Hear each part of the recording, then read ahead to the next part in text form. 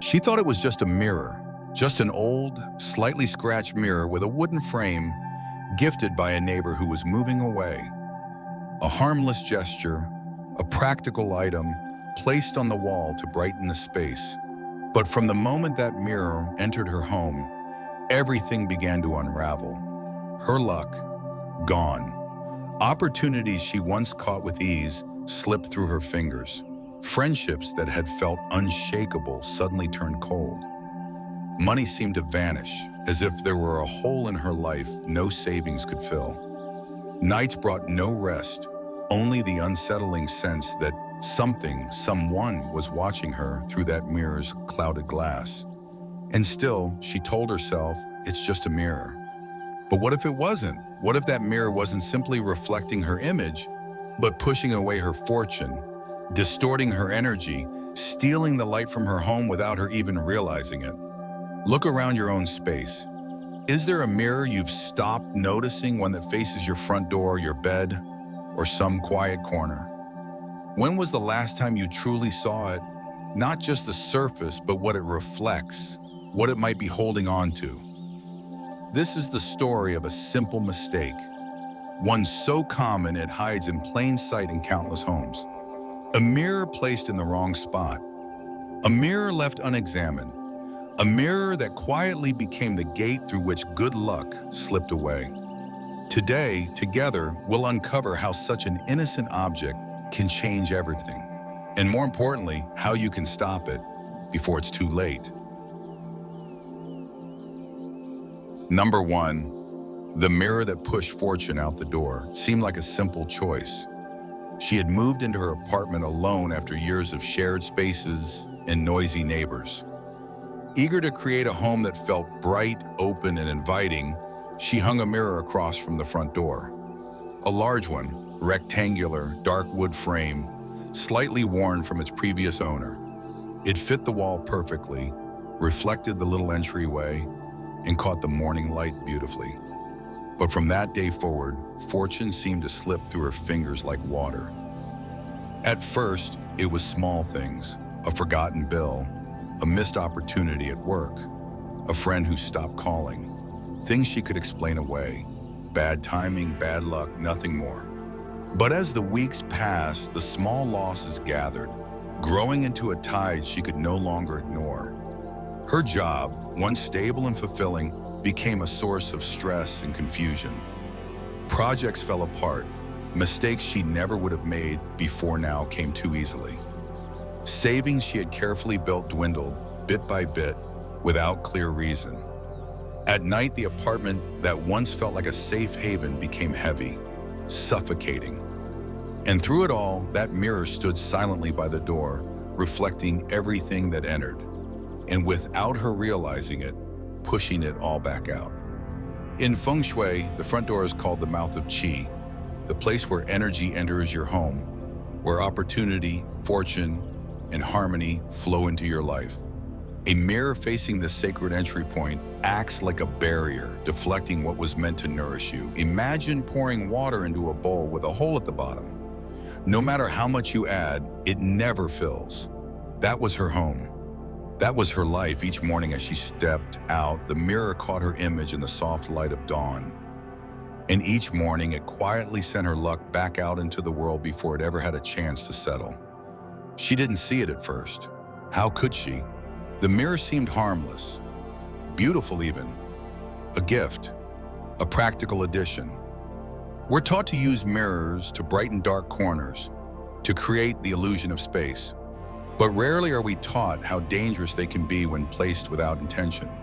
The truth revealed itself on an ordinary day. She was cleaning the entryway, wiping down the mirror as she always did, when the sunlight struck it at just the right angle. In that moment, she noticed how the light from the door hit the glass, bounced back, and spilled out into the hallway, as if the home itself rejected the blessings trying to enter. Her heart sank. She remembered an old saying from her grandmother, "A mirror at the door is like a guard who turns away the guest you've waited for." She stood there, breathing in the stillness, and realized the mirror had been pushing away her fortune all along. And then came the memories. flashes of moments she had brushed off, the rays that didn't come despite promises, the friend who stopped visiting without explanation, the sense of loneliness that grew even as she tried to stay connected. All of it linked in quiet ways to the energy that could never stay. The science of Feng Shui isn't superstition. It's an ancient understanding of how space shapes spirit. When a mirror faces the front door, it creates a push-pull effect. Good energy enters, hits the reflective surface, and bounces right back out. The home, instead of being a vessel that holds and nurtures fortune, becomes a hollow space where nothing settles. And so she acted. The first step was simple. She covered the mirror with a plain white cloth, soft cotton, clean, no patterns to carry any meaning. She let it hang for 3 days, watching how the space began to feel quieter, more grounded. The air seemed lighter, her sleep a little deeper. Next, she moved the mirror, no longer opposite the door, but to a side wall where it could reflect light without deflecting energy. In its place near the entrance, she hung a small piece of artwork, a gentle landscape with soft greens and warm earth tones, chosen not for trend or style, but because it brought her peace. But she didn't stop there. To strengthen the home's energy, she placed a tall, healthy plant, a snake plant known for its protective qualities, near the door just to the left as she entered. In Feng Shui, this is the green dragon position, tied to vitality and growth. The plant's upright leaves formed a quiet barrier, shielding the home's mouth and helping fortune find its way in. She also hung a small brass wind chime just inside the entryway, not for loud noise, but for the soft, clear sound that would ring when the door opened, gently stirring the air and awakening good energy. Day by day, she noticed the shifts. Sleep came easier, conversations felt warmer. A colleague who had been distant reached out. An unexpected opportunity arose at work. Nothing dramatic, nothing overnight. But like the slow return of sunlight after a storm, the heaviness began to lift. It wasn't magic, it was mindfulness. And that's the lesson the mirror taught her. A lesson so easy to miss. Our homes are living reflections of our inner world. The way we place a mirror, a plant, a piece of art, it all speaks to what we're ready to receive. A misplaced mirror can quietly close the door on our blessings, but with care, with attention, we can reopen that door and let fortune flow in once more. So now, I invite you to pause. Look at your own front door. Look at the mirrors nearby. What do they reflect? And more importantly, what might they be pushing away? Because sometimes a small change, like moving a mirror, is all it takes to welcome luck back home. Number 2, the distorted reflection. How a warped mirror distorts the mind. It began as a faint unease. Each morning as she passed by the mirror in her hallway, she'd pause just for a second and feel that something was off. Her face, reflected in the glass, looked familiar, yet not. One cheek seemed slightly stretched. The line of her jaw felt softer, less certain. Her eyes, usually bright and clear, appeared misaligned, as if she were looking at herself through rippling water. She told herself it was nothing, just the old glass, worn from time, the way the morning light hit it at an angle. But deep down, she felt the quiet tug of his comfort, an inner whisper that grew louder with each passing day. At first, the changes in her life were subtle. A decision at work she'd usually make with confidence now filled her with hesitation. Tasks she'd once handled easily left her second-guessing herself. She'd stand at her closet, unable to choose an outfit. She'd start a message to a friend, then delete it, unsure if her words were right. It was as if the distortion she saw in the mirror had seeped into her mind, bending not just her reflection, but her sense of self. This is what few people understand about mirrors. We think they're harmless. We think they simply reflect what's there. But when a mirror is warped, when its surface is uneven, its silver backing chipped, its glass clouded, it does more than distort appearances. It subtly, quietly begins to distort the person looking into it. In Feng Shui, mirrors are known as the second eyes of a home. They don't just reflect light, they reflect energy, intention, and spirit. A mirror that distorts an image sends confusing signals to the mind, the heart, the space itself. And when we see ourselves through that distortion day after day, it chips away at our inner clarity. Imagine trying to navigate by a map that's been smudged, or trying to walk a path that keeps shifting beneath your feet. That is what living with a warped mirror does to your mind. She didn't see it at first, the way she hesitated more, doubted more, felt unsure in moments that once felt solid. But one morning as she brushed her hair before leaving for work, she caught sight of herself in the mirror, and her heart sank.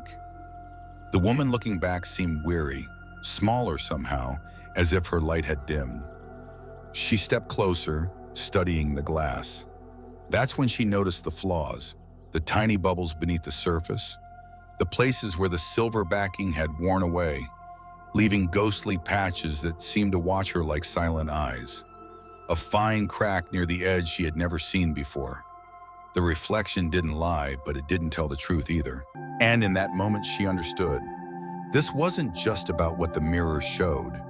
It was about what it whispered to her spirit each time she looked into it. She thought back over the past months. The times she'd walked out the door feeling unsure. The meetings where she'd stumbled over words, second-guessed ideas. The growing sense of disconnection from her own instincts. All of it traced back in quiet ways to that distorted reflection. A reflection that had slowly, gently unraveled her confidence. So she chose to act. First, she covered the mirror with a soft cloth. No more glancing at it in passing. No more letting it feed her doubt. The simple act of hiding that warped image felt like a weight lifted from her chest. Next, she set about cleansing the mirror, not just with soap and water, but with intention. She filled a bowl with warm water, added sea salt, the zest of a fresh orange, and a few drops of lemongrass oil. With a plain white cloth, she wiped the glass, moving in slow clockwise circles. Each stroke was a silent promise. Let what is false be cleared. Let what is true remain. She placed the mirror near a window, angled to catch the morning light, and left it there for 3 days. She did not look into it. She simply let the sun do its quiet work, burning off the residue of confusion, bringing clarity where once there had been blur. And around the space where the mirror had hung, she began to rebuild. A small vase of fresh white flowers, a candle lit each morning, its flames steady and sure, a piece of art chosen not for fashion, but for how it made her feel. Rooted, calm, whole. Slowly, the changes inside matched the changes outside. She found herself standing taller, speaking with more certainty, making choices without the familiar knot of hesitation. Because here's the truth, when we look at ourselves through a distorted mirror long enough, we begin to believe we are distorted too. And when we choose to clear that false reflection, we begin to see ourselves as we truly are, whole, capable, enough. So now I invite you to pause. Think of the mirrors in your home. Are any of them warped, cracked, or clouded? When you look into them, do you feel stronger or smaller? Remember, a clear reflection helps create a clear mind. And sometimes the simple act of choosing a better mirror is the first step to choosing a better path.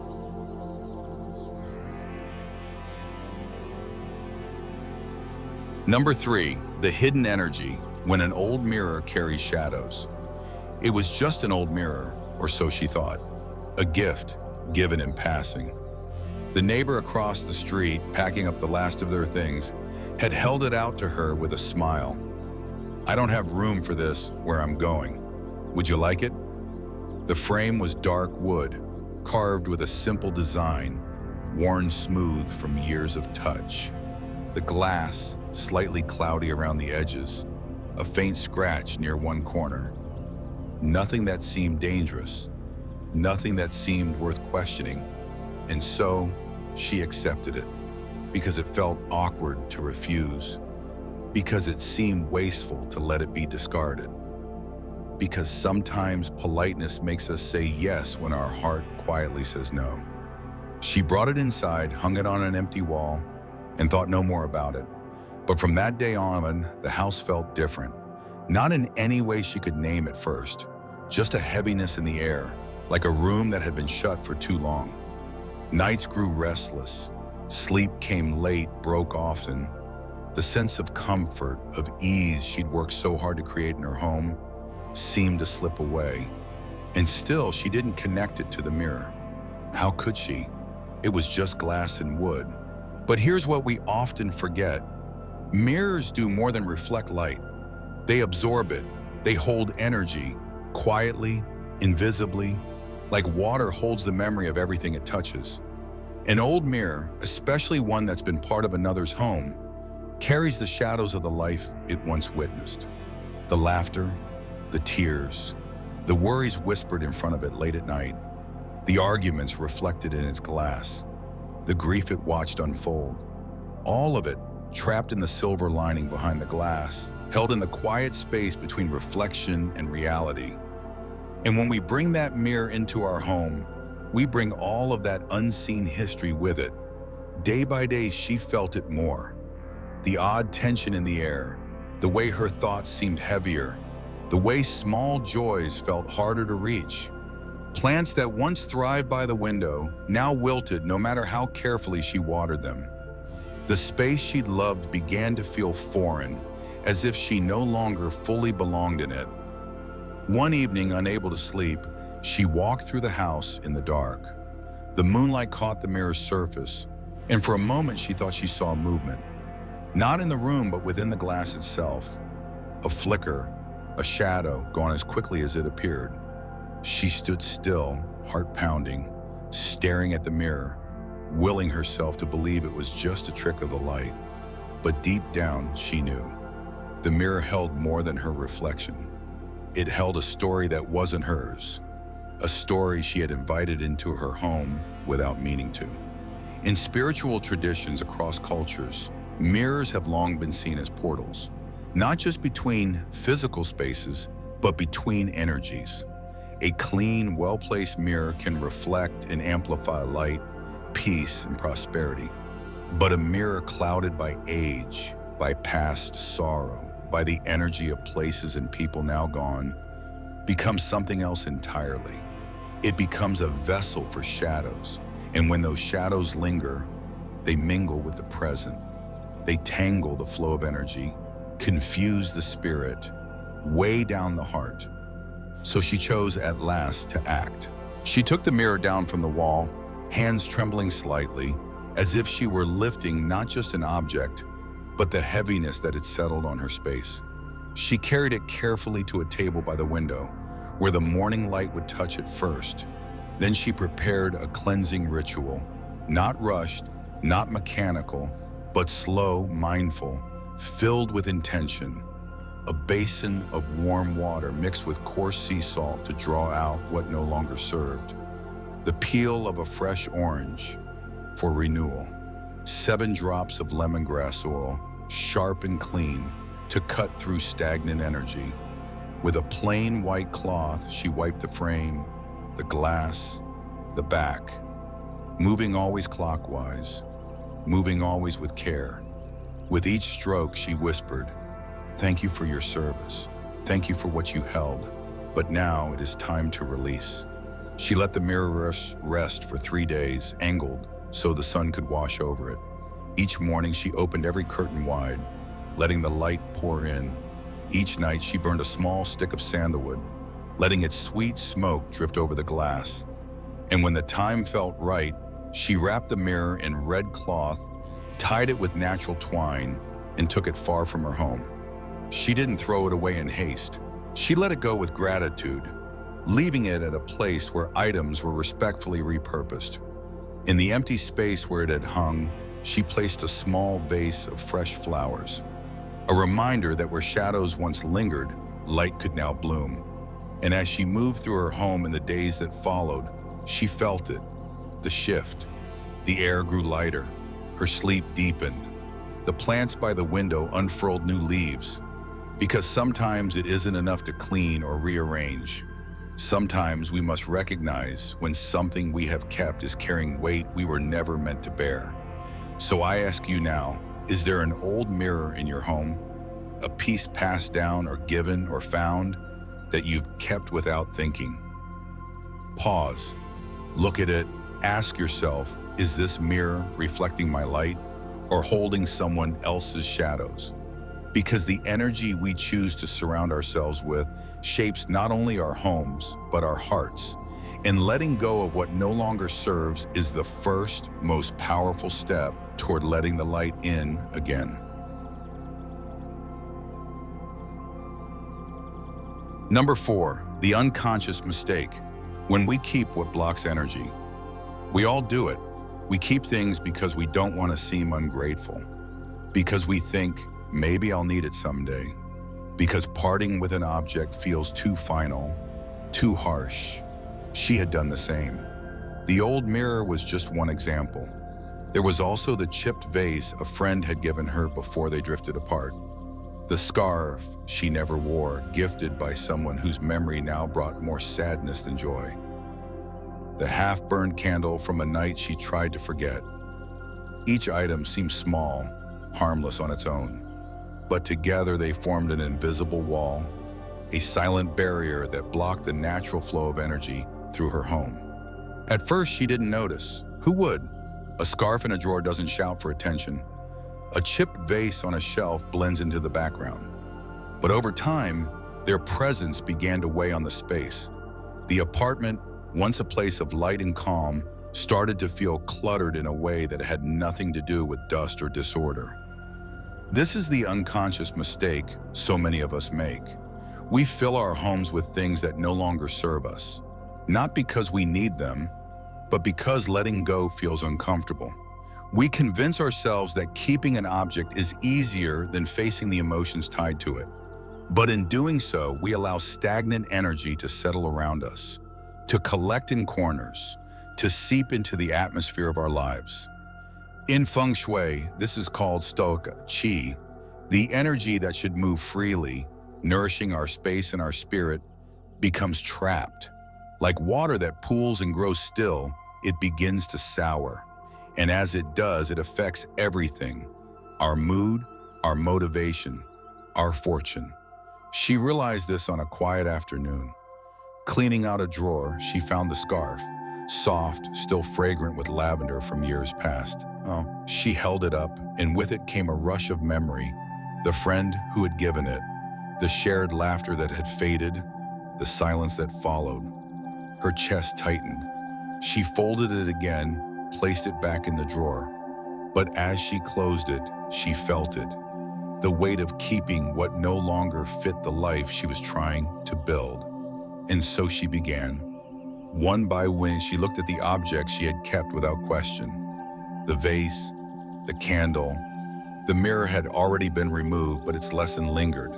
She asked herself, does this item reflect who I am now? Or does it tie me to a past I have outgrown? Some things she chose to keep, but with intention. The photo that brought her peace, the book that reminded her of strength. Others she thanked and let go. The scarf folded gently, placed in a donation bag. The vase wrapped carefully, ready to be passed on. The candle burned fully in a quiet ritual of release. With each act, the space lightened. The air felt fresher, the energy clearer. She wasn't just decluttering her home. She was clearing space for new blessings, for fresh possibilities, for the life she truly wanted. And it wasn't easy. Each object carried a story. Each parting stirred emotion. But she learned that keeping something out of guilt or habit only kept her tied to what no longer served her growth. In the days that followed, she felt the shift. Sleep deepened. Ideas came more freely. Opportunities, once elusive, seemed to find their way to her door again. Because when we choose to release what blocks energy, we invite good fortune to flow back in. So now I ask you, look around your space. What have you kept simply because it was easier than letting go? What small, forgotten object might be quietly holding back the flow of luck, joy, and peace in your home? Remember, every item in your space either supports your journey or slows it down. The choice to clear what no longer fits is a choice to open the door to new blessings. And sometimes that choice begins with something as simple as letting go of what no longer belongs. Number 5, the simple fix, rebuilding the energy flow. After letting go of what no longer served her, the warped mirror, the objects that carried hidden weight, she stood in her home and felt, for the first time in a long while, possibility. The space that had once felt heavy and tangled now seemed open, ready. But clearing is only the first step. The next is rebuilding, choosing with care what to place, where to place it, and how to let energy flow freely, supporting not just the space, but the spirit that lives within it. She began simply. Where the old mirror had once hung opposite the front door, she placed a piece of art that made her heart feel at ease. A soft watercolor of mountains at dawn, the kind of image that reminded her to breathe deeply and trust the day ahead. No longer would her home greet opportunity with a push away. Now it welcomed fortune with quiet strength. Next, she chose a new mirror, but this time with intention. It was round, framed in warm brushed metal, not too shiny, not too bold. A circle in Feng Shui represents harmony, wholeness, the cycle of life. Where the rectangle of the old mirror had created sharp edges that cut into the energy flow, this new mirror offered soft curves, inviting Qi to move gently, steadily through the space. She placed it not by the door, not across from the bed or kitchen, but on a side wall where it could reflect light without deflecting fortune. There it doubled the soft glow of her living space, amplifying warmth rather than scattering energy. Beside it, she placed a tall, healthy snake plant, its upright leaves like quiet sentinels, protecting the space. In Feng Shui, this plant is known for its ability to block negative energy, to stand as a living shield. By placing it to the left of her front door, the green dragon position, she strengthened the home's protection, grounding the energy that entered. She also added a small brass wind chime, hung near the window. Not loud, not showy, just a gentle voice that spoke when the breeze stirred, reminding the space to stay awake, to stay alive.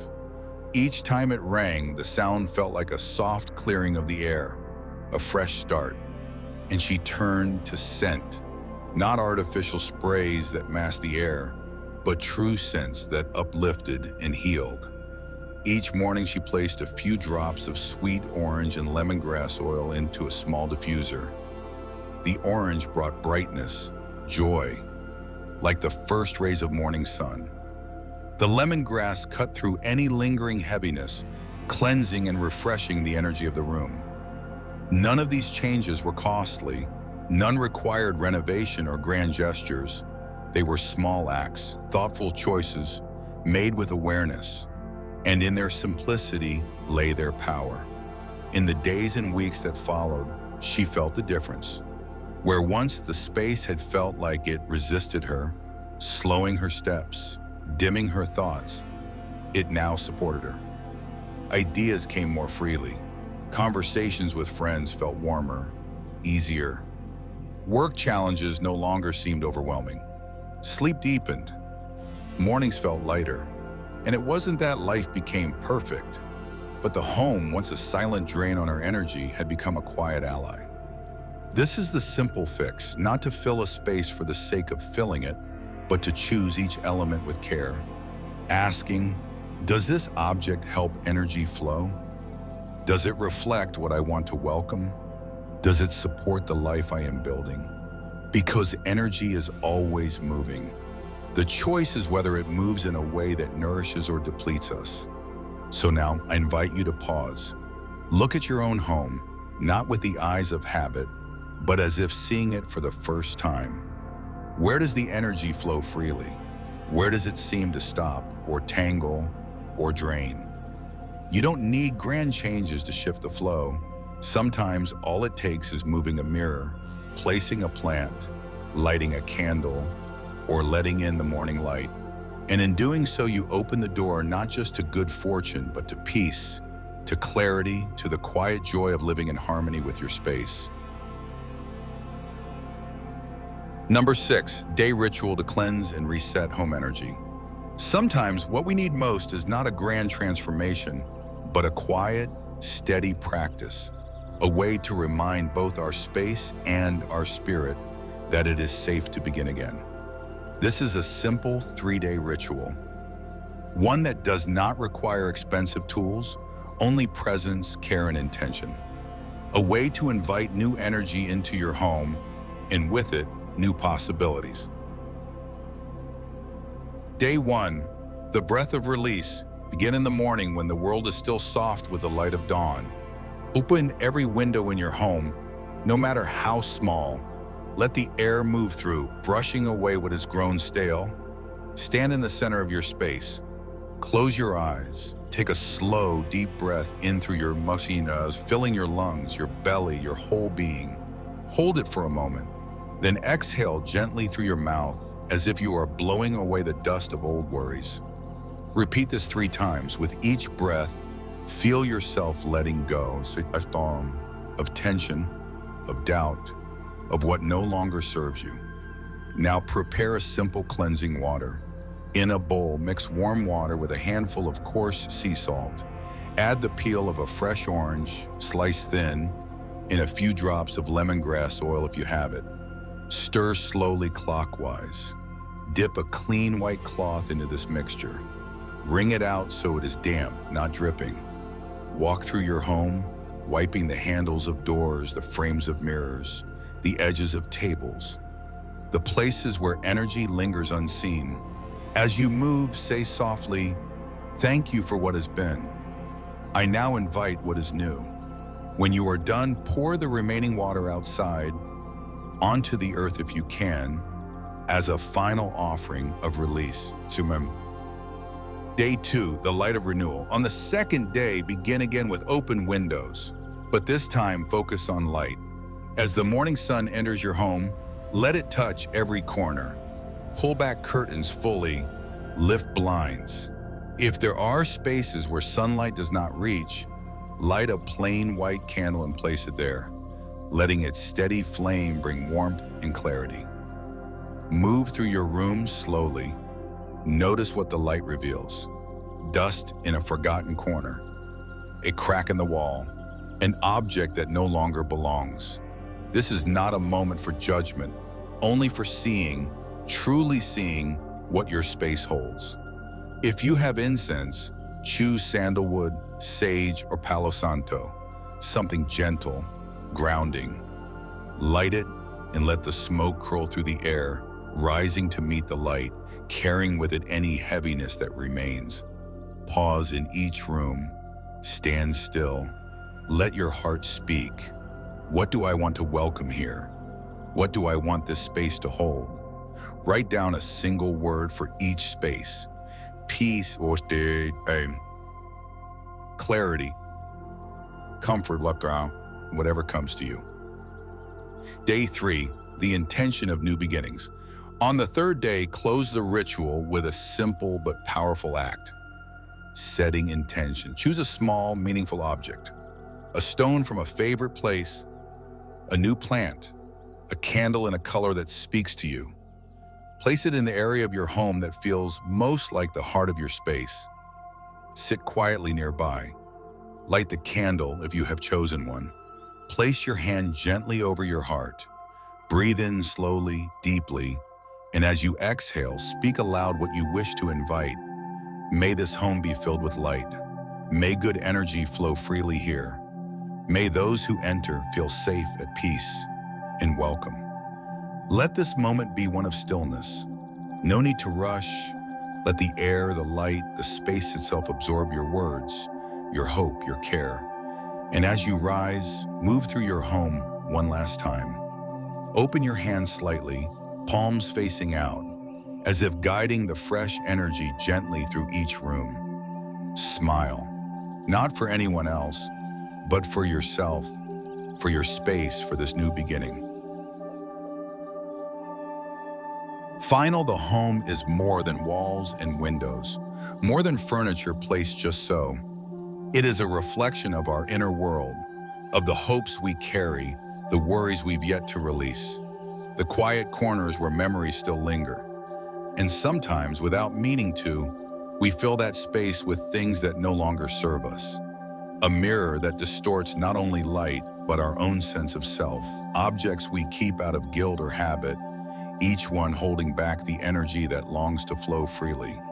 But with small, gentle acts, moving a mirror, lighting a candle, letting in the morning sun, we begin to open the door again.